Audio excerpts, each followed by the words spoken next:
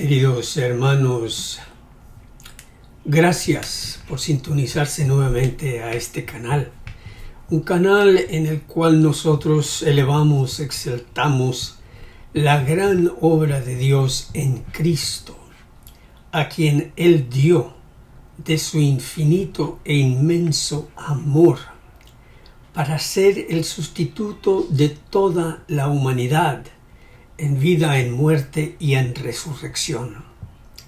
Y por la fe en Él tenemos vida eterna, porque al conectarnos con Él por la fe, una fe que Él mismo da, nuestros pecados son perdonados, somos cubiertos con su justicia y con cabeza erguida ya estamos sentados a la diestra de Dios Padre en lugares celestiales con nuestro Señor Jesucristo.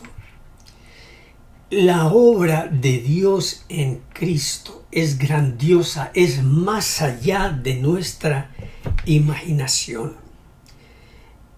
Nosotros, aunque la hemos aprendido y hasta hemos creído en ella, todavía no hemos visto la grandeza de la vida de Cristo y cómo cada respiración suya fue dada a favor de millones y millones y millones de pecadores en esta tierra,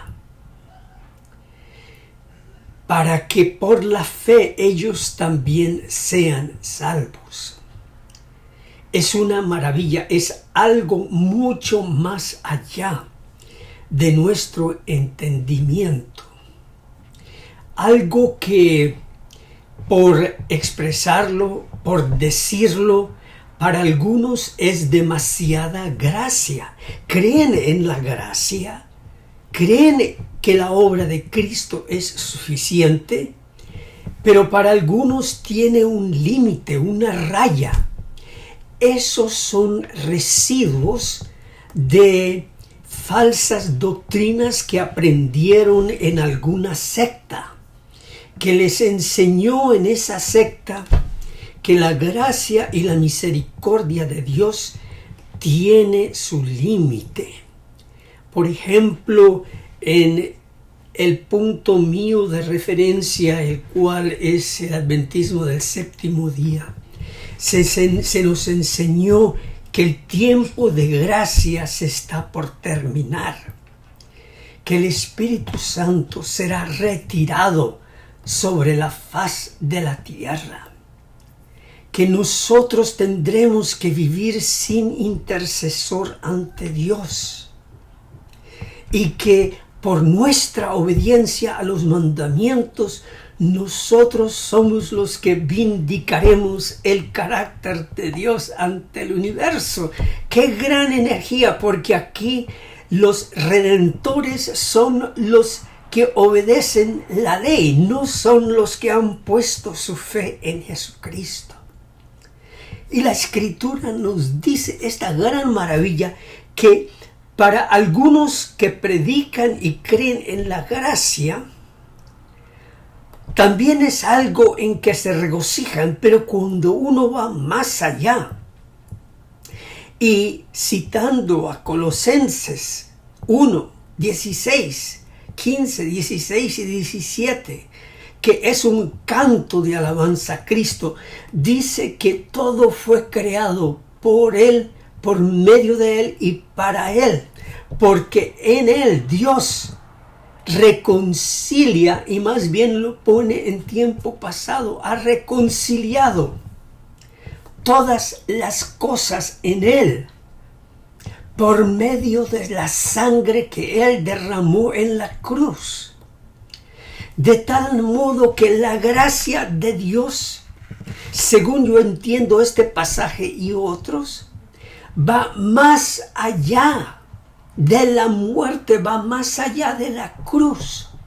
Y aunque las Escrituras por nuestro entendimiento finito y limitado, no nos detalla cómo será, de qué manera, algo que nuestra carne avariciosa y codiciosa quiere saber. La Escritura no nos detalla cómo es que toda carne, toda rodilla, toda boca llegará a confesar que Cristo es el Señor y confesará para la gloria de Dios, es decir, para salvación, para que Dios sea glorificado en su salvación. Ante esto yo no me jacto ni pongo mi fe en una esperanza infundamentada, sino en las palabras de la Escritura, que el sacrificio de Cristo es tan grande que todo será reconciliado. Dios no tendrá que quemar a nadie eternamente como creen los infernistas, los que creen en el infierno, que creen que Dios quemará a todos, los malos y los impíos por la eternidad, o que tendrá que aniquilar a algunos como creen los aniquilistas. En todo caso, lo que estas doctrinas enseñan es que al final Dios pierde aquellas criaturas que Él creó para su alabanza, aquellas criaturas que Él creó en su imagen, para amarlas para siempre y para que ellos le amen para siempre. En esas criaturas Él fracasó. El amor de Dios no pudo conquistarlos. Es lo que enseñan estas funestas doctrinas que limitan el sacrificio de Cristo a su propia imaginación de los alcances de la gracia, y predican que Dios puede salvar a todo pecador con excepción de este y de aquel, y hacen un recuento histórico de los que según ellos piensan Dios no pudo salvar, de tal modo que los va a quemar por toda una eternidad sin descanso, o que los va a quemar y destruir y torturar lentamente hasta aniquilarlos y hacerlos desaparecer de la historia. En tal caso también Dios pierde aquellas criaturas que fueron creadas a su imagen. Dios las perderá. El amor de Dios es débil y al final Dios se torna en un humano, porque es el humano que ha creado esta justicia, esta idea de amor y justicia, en que el amor es perdonador hasta cierto punto, pero de allí en adelante tiene que poner mano dura. Y así lo requiere la justicia de la carne. Los gobiernos civiles tienen que ejercer mano dura contra el malvado, pero aún así esa mano dura debe ser no con castigo vengativo y retributivo, sino con un castigo correctivo. Pero hay la idea en algunos que hay pecadores tan idos, tan extremos, que no importa cuánta oportunidad de corrección se les pueda dar, hay que darles pena de muerte.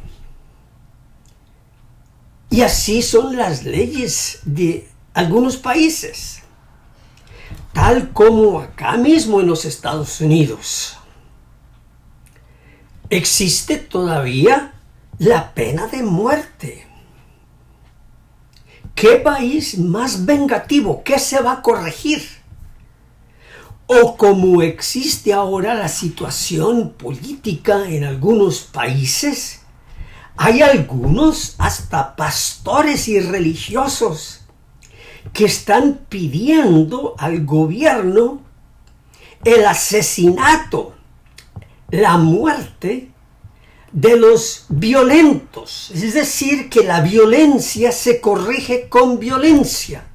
Es como el papá que saca ese cinturón grueso y comienza a darle fuete a su hijo diciéndole: no le pegues a tu hermanito.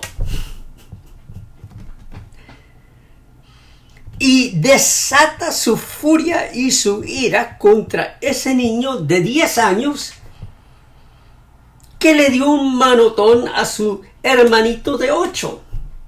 Y entonces el papá, que puede ser una persona así grande y musculosa o pequeña pero fuerte, hasta el cansancio le pega al chiquillo diciéndole: no le pegues a tu hermanito. Y entonces esta es la justicia humana, una justicia imperfecta. Pero ¿qué pasa? Ellos, los teólogos de esta teología de la retribución, lo único que hacen es que usan esa mentalidad humana y la transfieren a Dios, a esos textos, y no se detienen ni a interpretarlos del griego, porque las palabras del griego dicen otra cosa. Por ejemplo, cuando habla de el tormento eterno, la palabra para tormento allí es corrección. Y eterno no es sin fin, es eterno en el griego, es de la edad. Es la corrección correspondiente a esa edad.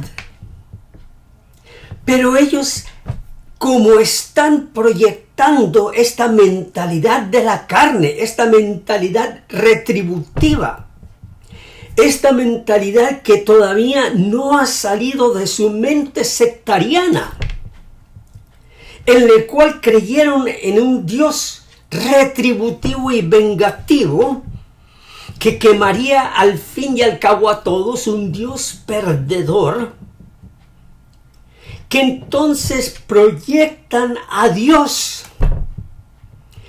Lo que ellos piensan es lo mejor de la justicia humana. Y entonces ven a un Dios que saca el fuete del fuego y le dice al pecador: ¿por qué pecaste? Así como el papá le pega al niño por haberle pegado a su hermanito, así ponen ellos el fuete del fuego en las manos de Dios, lanzando horribles heridas y quemaduras sobre el pecador para castigarlo sin fines de corrección, sin fines de ganarlo, sino de destruirlo.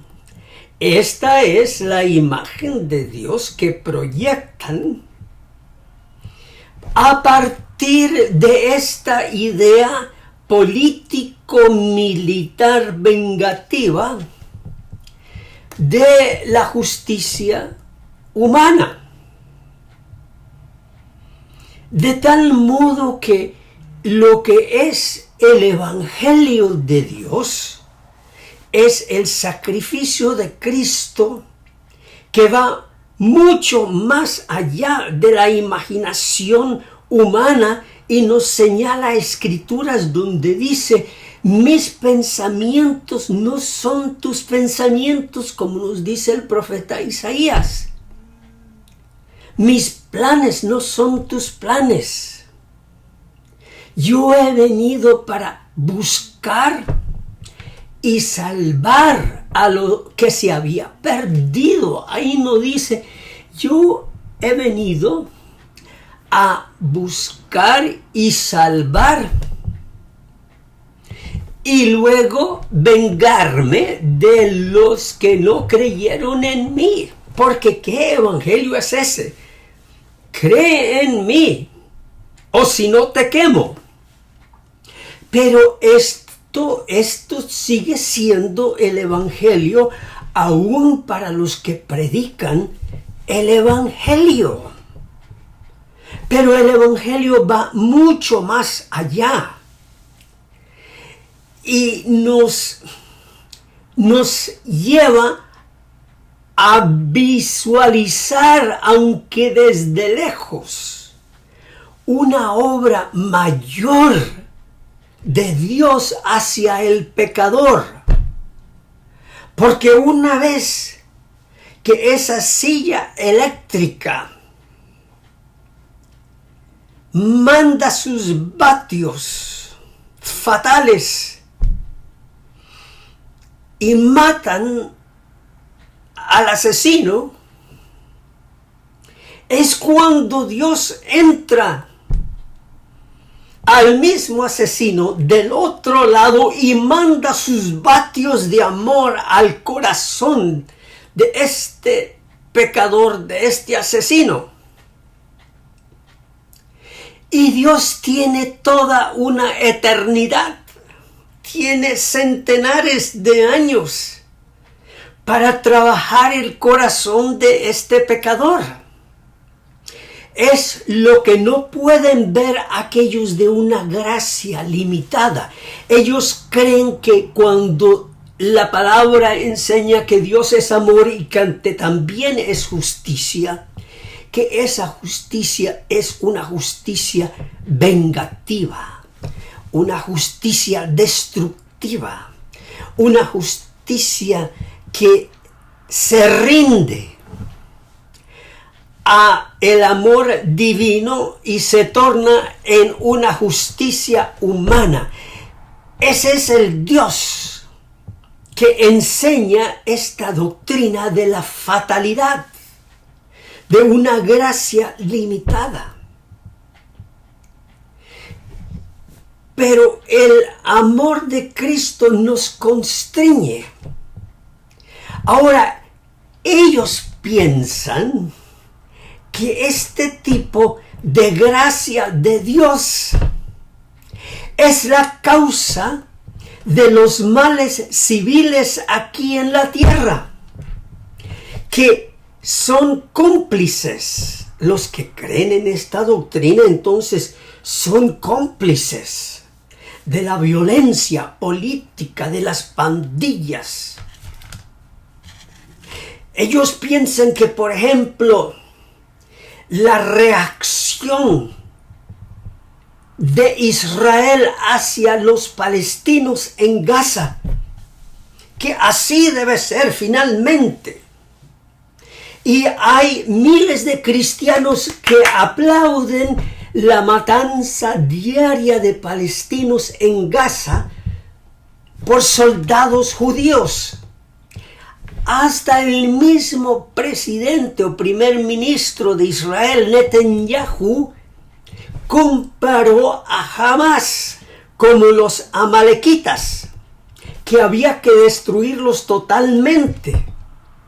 Entonces, para ellos, destruir a Hamás es destruir a todo el pueblo palestino que habita en Gaza, porque piensan ellos que de allí saldrán jamás más niños que servirán a Hamás, a ese sector militar. Pero si esta estrategia no funcionó para Israel en el pasado, ¿cómo piensan que va a funcionar para Israel en el presente? Y lo mismo con los terroristas de Hamás. De ellos también hubo en el pasado contra Israel, y lo intentaron muchas veces de destruir a Israel, que tampoco funcionó. Entonces, por eso Dios envió a su Hijo para traer paz, para actuar de una manera diferente para decir, yo asumo en mi cuerpo toda violencia, todo odio. Yo asumo en mi cuerpo para sacar esa maldad del corazón humano y mi propósito no tendrá obstáculo. Mi propósito no será vencido. Y así es como el propósito de Dios se cumplirá en el más acérrimo pecador. Y es esta predicación de la gracia de Dios que persigue al pecador hasta del otro lado de la muerte, que es la que conquista al pecador ahora. Porque la doctrina de la aniquilación y la doctrina del infierno enseña que si nosotros predicamos la reconciliación de todas las cosas, entonces el pecador se va a volver más renuente, porque no le va a temer a nada. ¿Y quién ha dicho? Entonces la gracia de Dios no es eficaz. Es lo que esta doctrina enseña. Pero no se les gastan los labios y la lengua de enseñar que la gracia de Dios es transformadora y que redime y que cambia. Pero si no, Dios te va a destruir. Y si piensas que vas a ser salvo en el futuro y que eso se te dará una oportunidad más para seguir pecando aquí en la tierra, no esperes a que seas salvo en el futuro, porque aquí en esta tierra te vamos a buscar. Y si Dios no ejerce justicia contra ti, nosotros sí lo vamos a ejercer. Y los cristianos apoyan a los gobiernos. ¿Quiénes son los que apoyan más ahora en los Estados Unidos a la matanza de palestinos en Gaza por el ejército israelí? Es un genocidio. ¿Quiénes son los que apoyan este genocidio en los Estados Unidos? Y también en Latinoamérica, porque tienen la influencia de la mentalidad de la teología de Estados Unidos, que es una teología vengativa. Son los cristianos,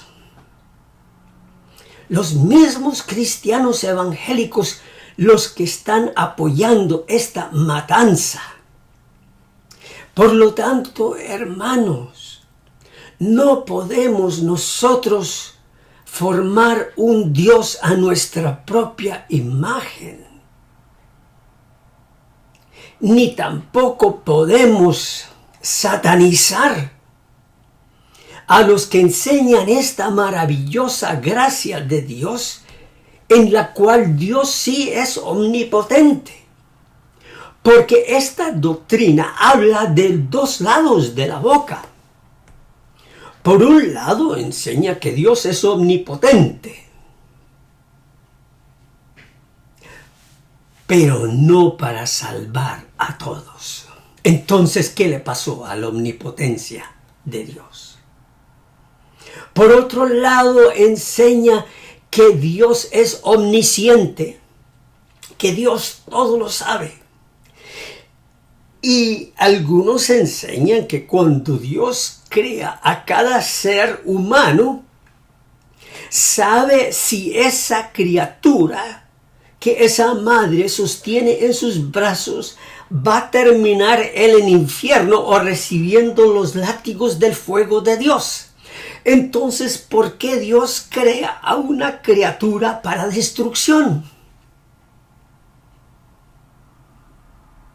Ese Dios no es omnipotente y su omnisciencia no puede evitar esa justicia vengativa.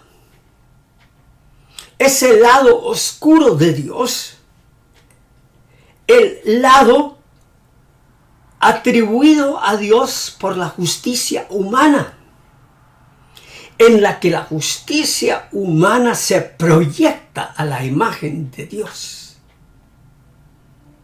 Y todos los textos con referente al lago de fuego y a todo esto no lo ven metafóricamente. Es curioso como todo en Apocalipsis lo pueden ver por medio de símbolos, por medio de metáforas. Pero cuando se trata de fuego y azufre, hasta allí les llega la capacidad de pensar simbólica y metafóricamente. Allí sí la carne pecaminosa tiene que tener a un Dios achicharrando gente en sus hornos. Esa es una de las razones por las cuales tanta gente pensante hoy le da la media vuelta al cristianismo. Porque el cristianismo de hoy tiene predicadores que se burlan del amor de Dios. Cuando se habla de que es el amor de Dios el que triunfa sobre toda maldad, lo dicen con una risita burlona. Y yo pregunto, ¿qué de gracioso hay en un tema tan serio? ¿Por qué se tienen que burlar del amor de Dios de esa manera? Bueno, es porque tal vez en realidad son incrédulos del amor de Dios. Pero Dios no dio una pequeñez de salvación en Cristo. Dios dio una infinitud de salvación en Cristo, no aparte de Cristo, como algunos enseñan. Que la salvación del universo, que enseña que todos se van a salvar, es aparte de Cristo. Yo no sé de qué salvación universal están hablando ellos, porque los ateos no creen en tal salvación.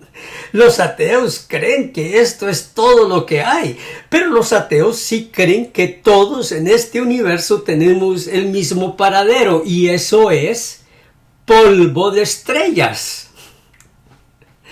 Que todo esto algún día se consumirá en polvo de estrellas y todos seremos unidos en polvo de estrellas.